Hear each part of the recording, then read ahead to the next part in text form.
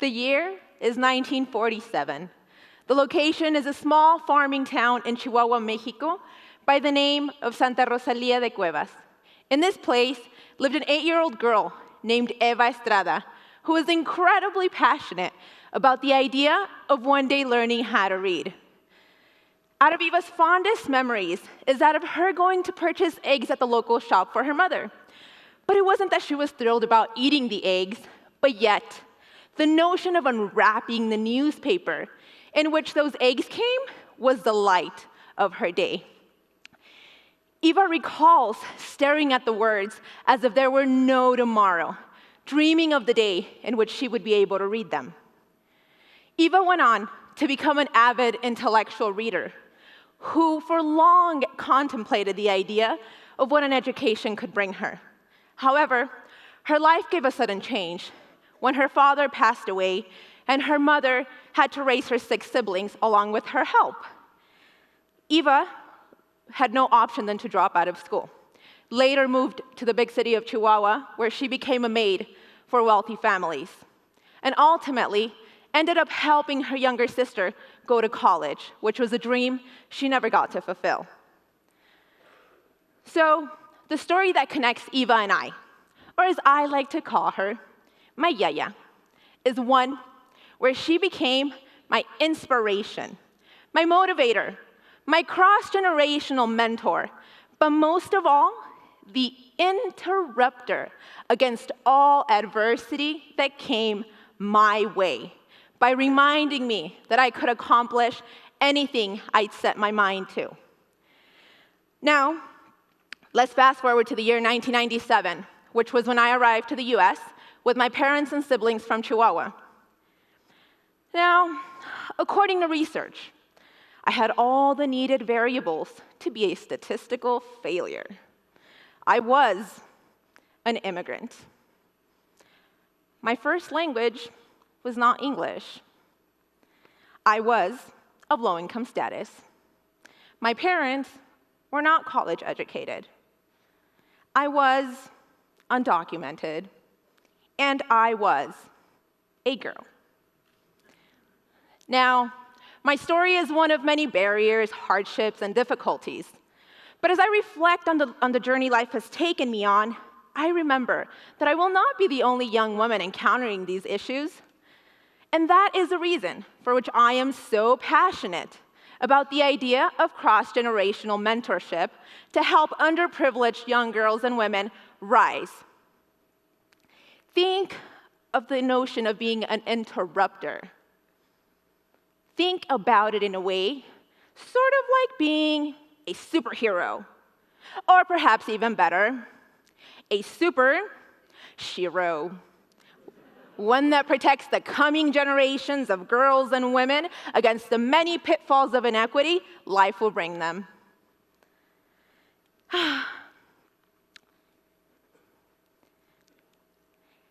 Recent data states that men are much more likely than women to be considered leaders. What do you think about that?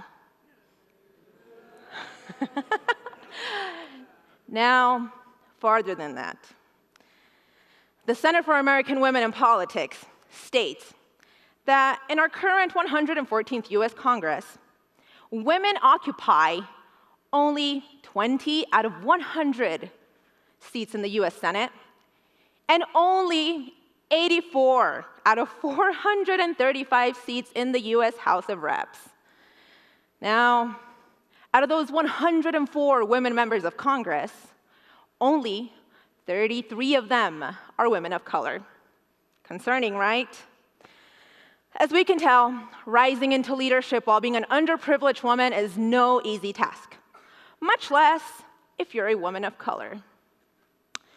But that is the reason for which I am here, to remove those depressors and to fill you with motivation and inspiration to act. This is for you, the young girl and women out there doubting yourself day and night, wondering if you'll ever be able to succeed.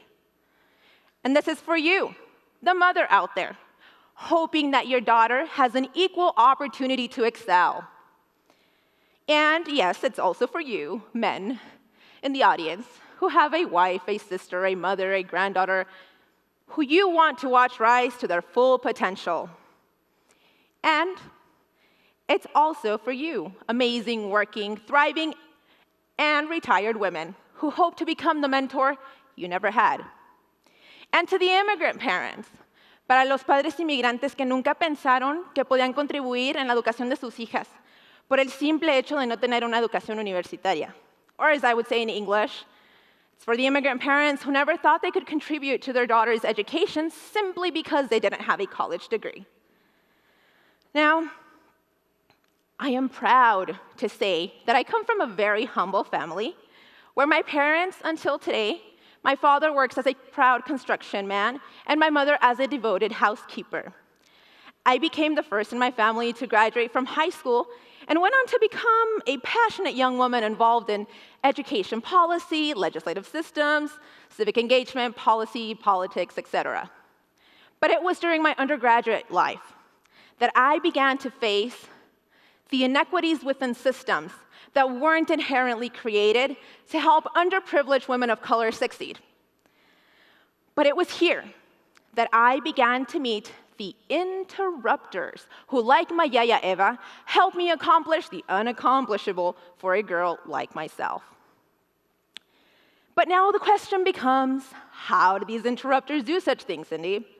Well, I certainly can't stand here telling you story by story because I would be here for days, and I don't think you want that. So what I've most effectively done is I've created what I would like to officially call Eva's 5 steps to becoming a positive interrupter for young, underprivileged girls and women of color. Note it down. Step number 1, acknowledge the differences. Acknowledge the differences between men, underprivileged women, and women of color in order to generate opportunities for change. Just like the many New Mexico state legislators who opened their doors to me year after year as an education advocate and an intern, regardless of the fact that I held no legal status. Not only did they help me create a sense of growing tough skin and what it means, but they unconsciously helped me create a sense of belonging in a world that was so far and distant from my everyday life. Step number 2, believe in us. Believe in the hopes and dreams and aspirations of all underprivileged girls and women, just like Congresswoman Michelle Lujan Grisham did when she believed in me in 2013, and she invited me to be her guest of honor at the White House, where I had the opportunity to meet the President and Vice President of the US.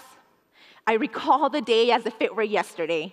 My legs shook every step I took forward.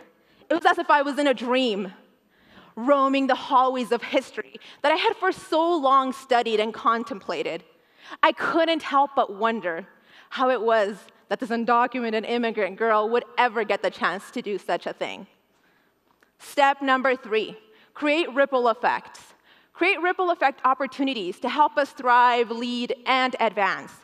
Just like my good friend and mentor, Pablo Manriquez, did when he helped me share my story as I became the first dreamer to ever intern for a national political party headquarters. Not only did his support connect me with the Huffington Post and with the opportunity to become a political blogger, but his support stood firm when I was attacked by media for being allowed to serve as an undocumented immigrant in DC. Thank you, Pablo. Step number 4, mentor us. Mentor us, sponsor us through financial, mental, physical, or academic support. Just like the many amazing leaders and individuals that have affected my life and that have contributed every step of the way.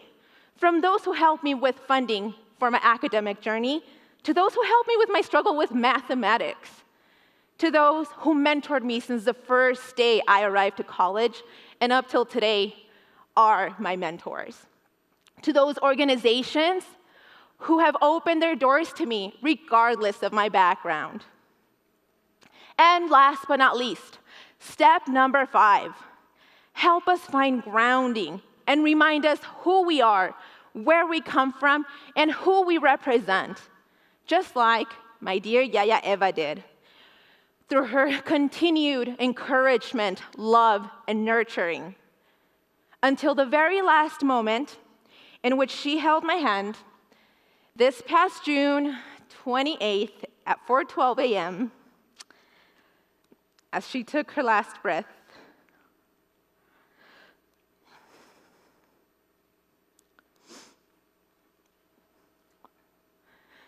Nothing